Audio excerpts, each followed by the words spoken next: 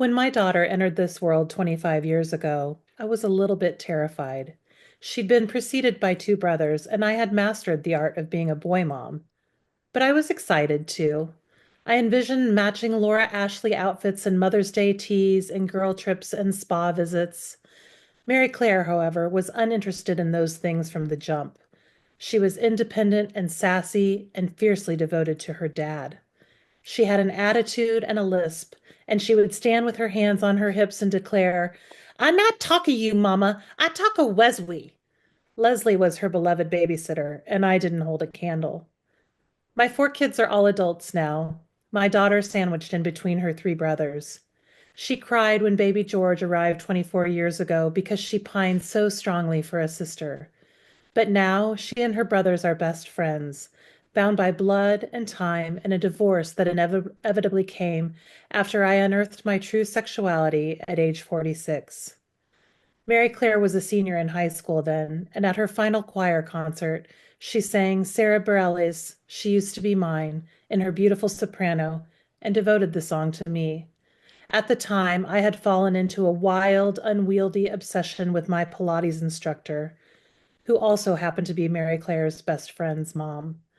As I distanced myself from her father and positioned myself more closely to her best friend's mother, Mary Claire felt the split even more intensely. But at the time, I was so oblivious, so lost in my own unraveling, that I didn't notice how much this dynamic was tearing my daughter in two.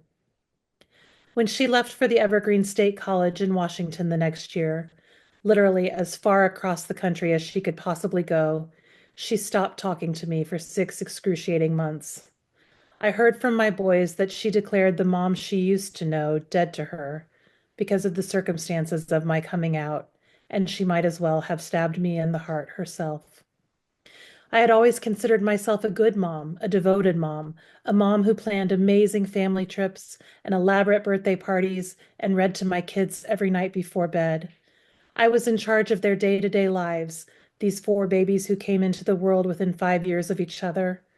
I was the one who woke them up in the mornings, made their breakfast, drove them to school and softball and soccer and lacrosse, bandaged their boo-boos, bathed them, and tucked them in with a kiss every night. But when I came out, when I fell in love with my daughter's best friend's mother, I became someone else entirely to my daughter.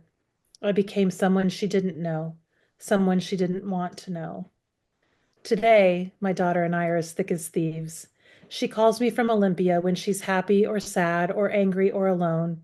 We traverse that 3 hour time difference like it doesn't exist at all. Sometimes I envy the mothers whose daughters still live close to home, who still go out to weekly dinners together, who are together for every holiday, every celebration.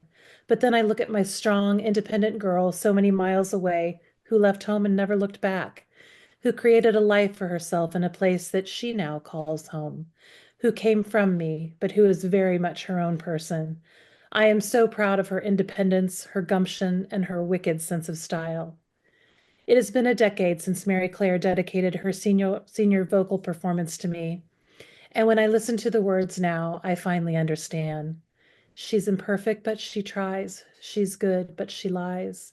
She is hard on herself. She is broken and won't ask for help. Mary Claire knew more about me then than I understood myself.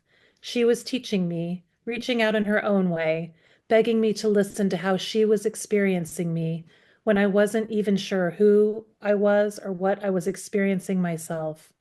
My daughter is an elementary school teacher now, molding the minds of her beloved students with wit and wisdom and her trademark sass. But she's been my teacher too for as long as she's been on this earth, in all the most important ways.